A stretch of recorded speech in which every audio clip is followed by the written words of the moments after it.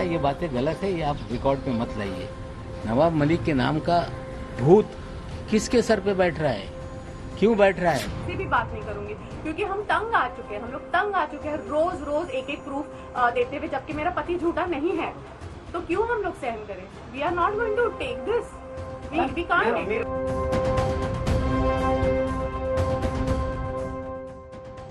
नवाब मलिक ने समीर वानखेड़े पर अब नए आरोप जड़े हैं। दावा है कि एनसीबी के गुमनाम अफसर ने एक चिट्ठी के जरिए वानखेड़े के काले कारनामों की पूरी लिस्ट उन्हें सौंपी है। आखिर चिट्ठी में क्या लिखा है, कितने सबूत हैं, कितने आरोप हैं, आपको एक एक आरोप और उन आरोपों पर वानखेड़े फैमिली का जवाब सुनवाते हैं। जो चीजें लिखी गई उसमें कुछ घटनाक्रम ऐसी है कि शहर के बहुत सारे लोग 6 तारीख के बाद मुझे आकर मिल रहे हैं। जो अलग अलग चीज लोग आके बता रहे हैं, जिन लोगों का इस्तेमाल किया गया है, मैं आपको बता दूं कि जिस तरह से प्रभाकर साली ने कहा कि मुझसे 8 से 10 कागजों पे ब्लैंक सिग्नेचर किए गए। एक और गवाह इसी तरह का मेरे पास आया था, वो डरा हुआ था, उसने कहा कि 50 कागजों पे मुझसे ब्लैंक सिग्नेचर लिए गए। वो एक जिक्र कर रहा था जो नाइजीरियन को फंसाया गया, उसी की खबर पे नाइजीरियन वाला मामला बना था।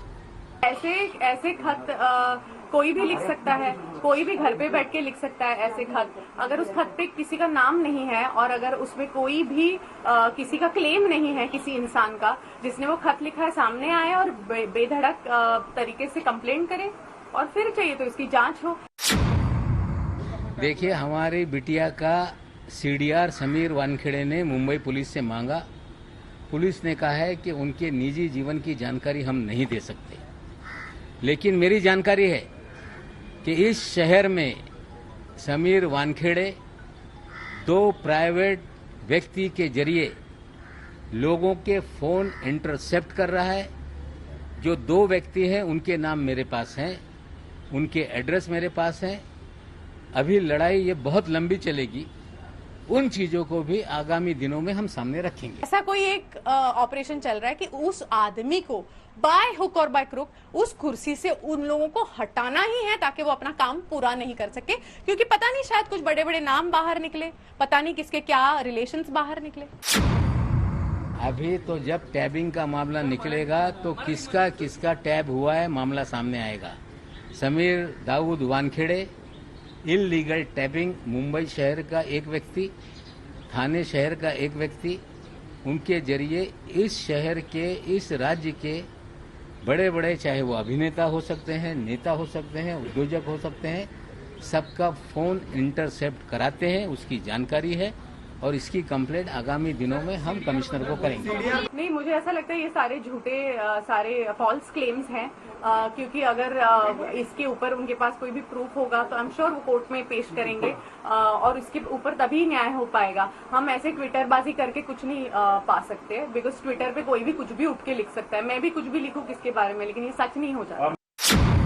अभी पे कायम रहें, सारी चीजें आज ही खुलासा कर देने की जरूरत नहीं है। कम से कम पहली शादी हुई थी, ये तो मामला सामने आ गया। अब वो किस कानून से हुई थी वो दावा कर रहे हैं। मैं आपको बता दूं, वो सारे सबूत हमारे पास हैं जो ये साबित कर देंगे कि वानखेड़े साहब, इन्होंने इस्लाम धर्म स्वीकारा था, बच्चों की परवरिश इस्लामी तरीके से हुई, इस्लामी तरीके से समीर वानखेड़े जी की डॉक्टर शबाना कुरैशी से शादी हुई।